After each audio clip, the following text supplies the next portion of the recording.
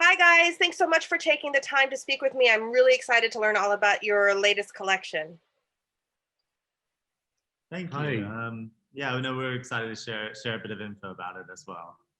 Well, I thought it was interesting. I feel like a lot of us during this last period of confinement and everything have had a kind of a aha moments about what we want to do and how we want to move forward in the world. And I feel like that's really reflected in your spring summer 21 collection. You've made quite a few changes, and I wanted you guys to delve into what those choices are and the thinking behind them. Sure. I mean, one of the biggest things was obviously, when the pandemic hit and everyone closed for a period of months. We were fortunate enough that we as a team we've been moving our development cycle earlier to make ourselves just to give ourselves that flexibility and longer time for the creative process. And so we'd taken our orders from our retailers in January for our pre-fall and fall deliveries. And so when the pandemic hit, what we had to do is essentially move everything forward by 3 months, really, missing out on a full delivery cycle because no one was open to deliver. So what we've ended up doing really is the collection we presented back in February,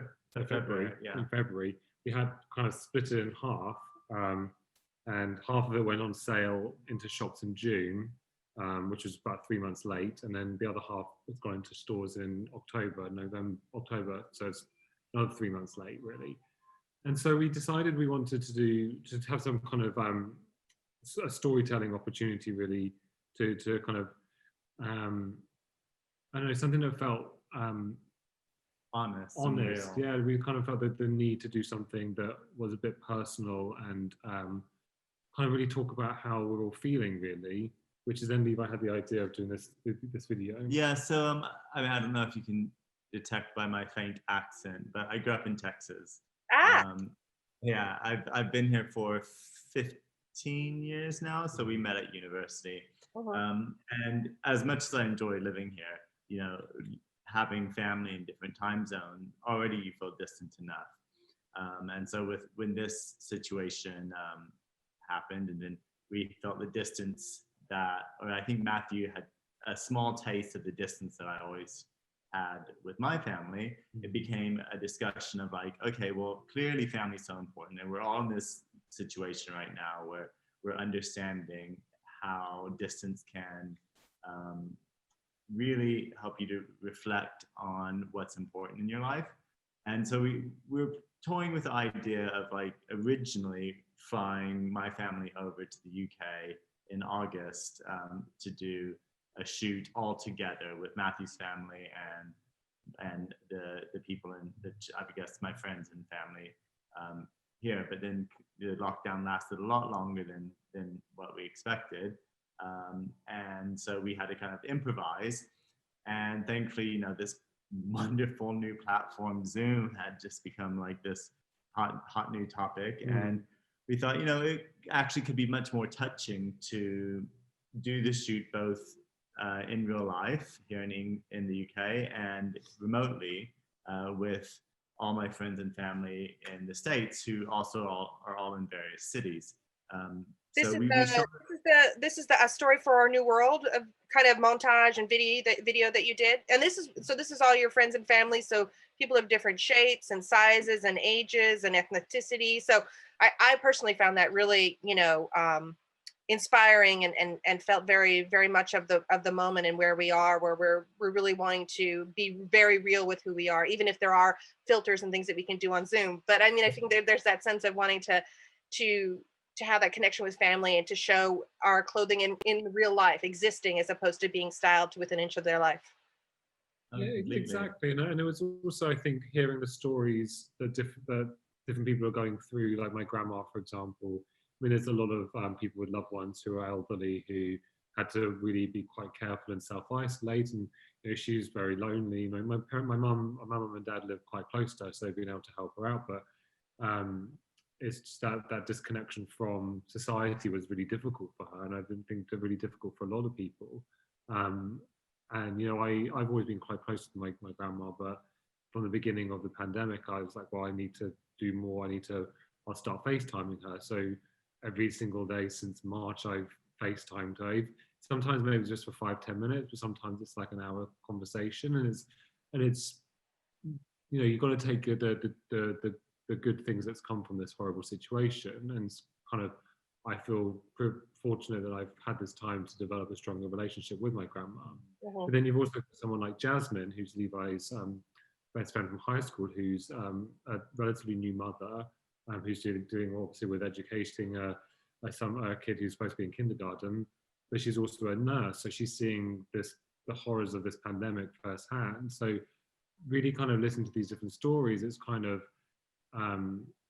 was quite inspiring and kind of Humbling, I think, as well, because you remember how much, I guess, turmoil all of our lives have been in, and you can see that everyone has had different challenges, and I think that's quite a nice leveler for all of us to at least have something to relate about, because the past 4 years have been so polarized anyway. So it's quite nice to actually be able to be on the same page as everyone.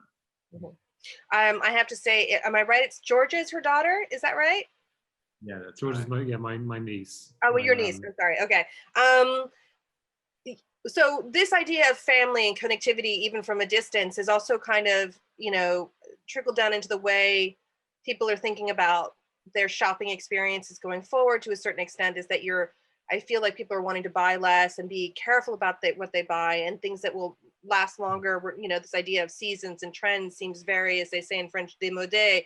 And looking at your collections, your pieces do have an evergreen or a timeless quality to them.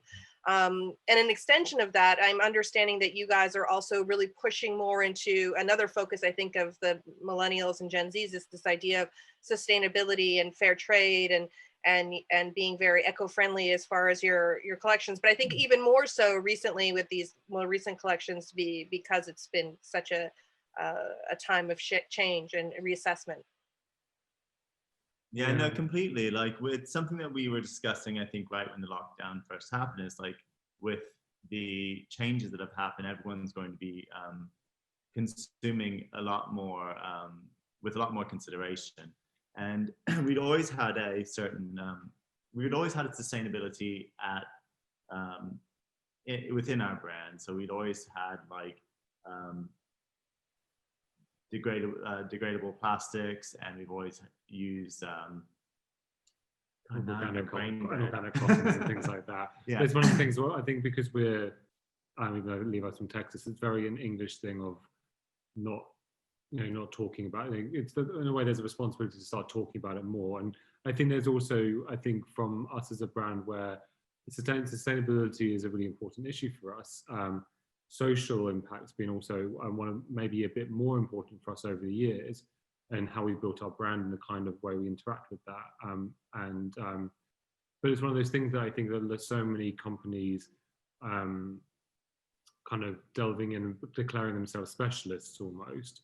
And for us, it's more a case of, okay, we're not specialists, but we want to join that conversation because it's important for us to set an example and show what we are doing. Uh-huh. And even in kind of the struggles of the conversation of kind of, we were using degradable plastics because, at first we're like, oh, that's really good because, then you can compost it and it's fantastic. And then you delve into a bit more and it's like, well, actually, who's getting these plastic bags? It's our retailers. Are they actually being able to decompost them in the right conditions? Because actually it's quite a specific condition you need to be able to decompost it. And then we talk to our retailers and we're actually, well, no, this isn't really, it's kind of a nice idea, but not yet practical. So then we've kind of rolled back that and kind of talked to our suppliers of our bags, for example, and instead of doing a closed loop where it's more practical to collect the plastic from our retailers and then recycle that and remake bags from that rather than using virgin plastics.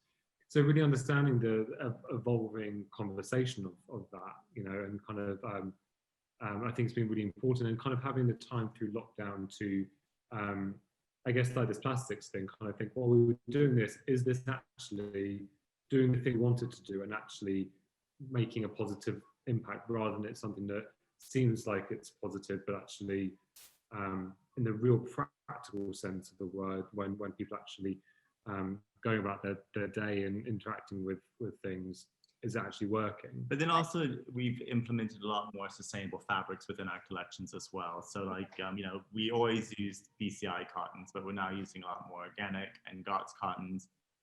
We've replaced a lot of our polyesters with recycled polyesters, and you know, where we were using viscose, we've now switched to FSCS or FSC. There's loads of acronyms in the. There's so many acronyms. It's impossible to keep them all straight. But what I love what you guys were saying about this idea, and because you do have a lot of, not greenwashing per se, but people saying, you know, we're all sustainable in all things. And one of the things I loved about your site and what I've seen is that you're very upfront. You're like, we're not all the way there yet, and there's so many different levels of what sustainability is, from, you know, fair trade to carbon footprint to the cottons that you create your fabric, you know, your fabrics out of. So when we talk, sustainability is such an overarching, all-encompassing kind of thing, and to be able to break that down and say, we do this, we're not 100% with this, but we're working in that direction, and we're doing different things. That there's an honesty and a transparency that I think people are really looking for now in the brands that they work with. That sense of, you know, we're not all the way there, we're moving in that direction. And along those same lines, I understand with this spring summer 2021 collection, you've also started to kind of give back to a different charity each season. I'm not sure what the background on that is. So we started a Instagram IGTV series on our website a while back, a year ago, where we just interviewed customers of ours who are quite inspiring and inspirational customers, from philanthropists to authors, human rights lawyers.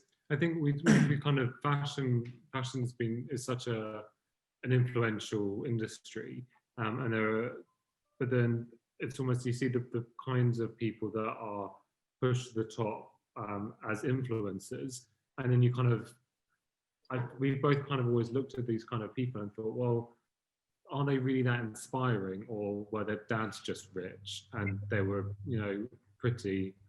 Is that really inspiring, just to be rich and pretty? Like, it's to us, it's not. And so when we started this series, like, one of the people that we, I guess, found was a very vocal on social media customer of ours named Hera Hussein, and she'd started this amazing charity called Chan.co, and it's a social-run, a survivor-run charity, helping people within situations of gender-based violence escape their situation and reclaim their lives. And what's great about it is it's ran by survivors in almost every country who can kind of dissect the jargon of legal matters into something that's quite understandable and easy to relate to. And it has so many wonderful aspects to it, like an escape button on your computer. So if you're looking at it, it wipes your browser history and it takes you to your local news. So, you know, someone within a situation like that needs those things. And your classic, you're gonna have a cat here. Oh, who's this? Sabaka. Oh my God, adorable. Is that Burmese? No. These are Russian blue. Russian blue. All right. It's a really fantastic cause. And so we decided to actually partner with her moving forward, actually partner with charities, continuously. So rather than an undescript amount of like 1% of the profits go towards whatever, we decided to just donate £1 for every garment that's made. Will go towards Chan. So it's a very transparent thing for Hera to be able to budget on. And it's also, for us, it's a starting point. Like with the sustainability conversation, it's kind of, we kind of wanted to, it's the starting kind of conversation really, and making sure that we can kind of give her something that's tangible and plannable, essentially, and look at how we can grow that in the future as well. But what I think is really great about this partnership, I mean, clearly the funds help Hera and Chan.co, but we've also done is we put discovery points on all of our hang tags that discuss her charity and our contribution to it. So that way, if somebody does find themselves in that situation and they happen to be shopping, they might find an escape route while they're doing. Especially in the last on each piece, there's information about it. Am I understanding that right? Yeah. Okay. Yeah. That's fantastic. That's fantastic. So yeah, every single it just talks a little bit about it. And then for those people, I mean, I've now, of course, done the research and have discovered your brand, which I'm saddened to say I was not aware of beforehand, and completely a fan now because it's just absolutely up my alley. Um, Again, that timelessness is what I really, really love about it. But can you kind of talk about? I know that you've came together, I think, in it's going to be 10 years, I think, next year, right? That you guys started your brand. The idea, it all started around a shirt and then evolved from there. But maybe give me a little bit of that backstory about, if somebody doesn't know the brand, what you give to the world of fashion. Well, I think actually also quickly just on that idea you said the timelessness. I mean, in a way, that's ever since when we started the brand, in a way, is the most sustainable thing you can do is make product that has a purpose really, and kind of is something that you can reuse and last for you. It's not a seasonal fashion thing really. But we started 10 years ago and wanted to kind of again essentially have a purpose to our brand, and not kind of, at the time everyone was kind of coming out of Central St. Martin's as we did, but coming out and starting a brand and kind of trying to do everything at once and kind of almost become a whole lifestyle brand from day one, and it kind of didn't feel organic and right for us. And it was all party dresses. Everyone was just doing party dresses, and we didn't. The women who were inspiring in our lives weren't necessarily just socialites going to lots and lots of parties. So didn't feel that was the market that we wanted to target really. So we had lots of really incredible women in our lives who were working, who were CEOs, who were started their own businesses. Even just down to like Matthew's mother, because when we started the business, like we had £5,000 in savings, and we moved back to Matthew's parents' house, and we started the business in his childhood bedroom. And Matthew's both of his parents work with us now, and Matthew's mother is a really incredible woman, and it was just quite inspiring to be in a fashion sense, having just graduated from St. Martin's, in the depth of the recession, wanting to launch a brand, and also having this incredible support network of your family, with this wonderful matriarch sort of leading the way. But that idea of kind of, in a way, it was started in an anti-fashion kind of way. It wasn't the natural route of starting a brand. Kind of the natural route was party dresses. But I mean, I think that speaks to the kind of women that we dress now as well. And the first celebrity we dressed was Michelle Obama, mm-hmm. And for us, you couldn't get better than that. So it's but there's something really, I think what we've realised more recently, the last couple of years, there's a sculptural drama to what we do, but because so many of the pieces are based around the shirt and something so classic and mundane almost, that balance of drama and approach, understandability, yeah. There's this really beautiful fusion that happens, and there's a friction that kind of creates something really special. Mm-hmm. So you mentioned that you started the company back when they were in the depths of a recession, and now 2021 will be a 10-year mark, which is which is a benchmark for any independent brand. I mean, that's a huge accomplishment. And of course, we're in the middle of a pandemic. Hopefully, knock on wood, we'll get those vaccines up and out there in the world soon. But looking forward, where are you happy where you are? Are you looking to what you want to do next? Have you felt, are there any other ways that this last year of transformation for all of us has really made you think about what you want to do next? I'm just kind of curious, looking forward, what you guys are thinking about. Well, I think, any sort of situation like this, like you have to look at the silver linings. And I think when we started our business in the last recession, we approached it differently and creatively. And that creative approach is what I think has kept us, in business for 10 years. And with this new pandemic, it's forced us to think creatively and differently, which is why, as mentioned, we partnered with Chan, we have social causes and environmental causes now as a talking point for our brand, and as something that we're working on improving. But I think also, more importantly, we've really rediscovered the joy of, we've had the time to rediscover the joy of design. I mean, what was nice though is because we were last November actually, we were because, like I said, we were already quite ahead in terms of our development of our collections. And we'd kind of worked really hard over the last really 2.5 years to kind of allow ourselves a lot of time for development, and really for the collection we're going to show in February. We actually started last November. Yeah. So we've had so much time to develop it. And we're really excited about it. So it's a love story, really. And it's about kind of us falling in love with the creative process. Mm-hmm. And what was really great is, like, on top of already having this time, all of a sudden we had the pandemic, which was obviously awful, but then allowed us even more time to really kind of be, just really enjoy that creative time. And we've taken, in the new collection, and I think we've taken much more bolder decisions. And I think, in a way, you have all these people talking about, oh, everyone just wants to wear sweatpants and everyone just wants to wear t-shirts and whatever.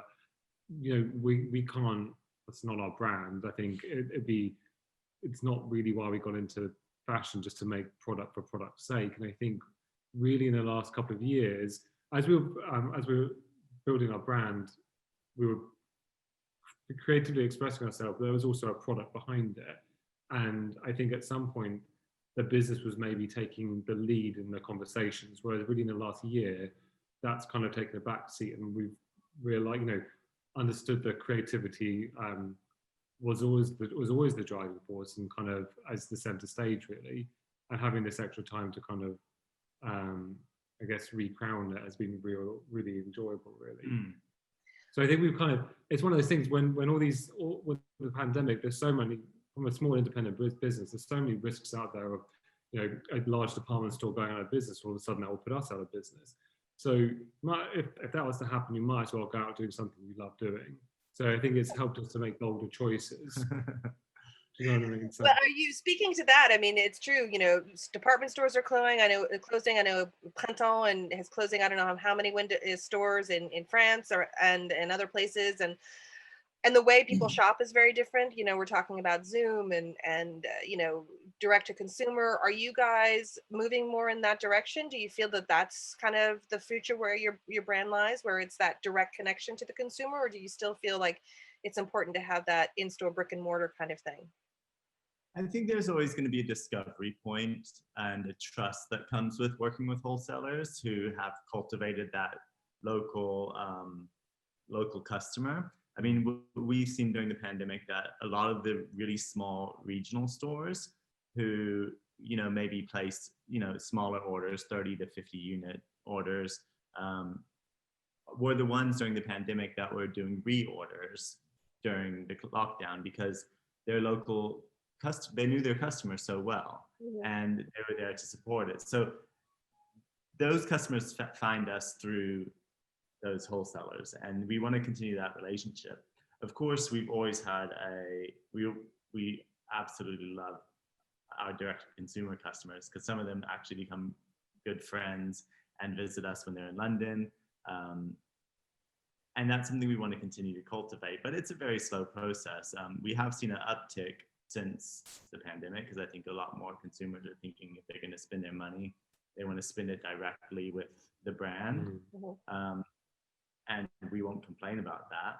Yeah, support the brand. Absolutely. Support exactly. those few independent fashion labels that are still out there. You got to get out there and support them for sure. All right. Yeah. A last quick question and a fun one to finish it off.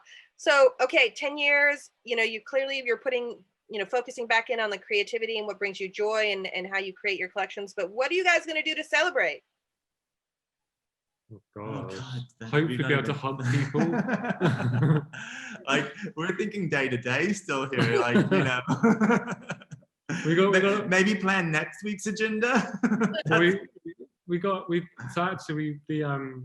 collection, our 10-year anniversary is going to be next September. It'll be the June, September. But we've already started designing it, actually, and it's already quite exciting. Yeah, it's really it'll be really good. And I think it's going to explore a lot of the narratives that we've seen over the past 10 years, which I think is great, interpersonally and in terms of our archive and development.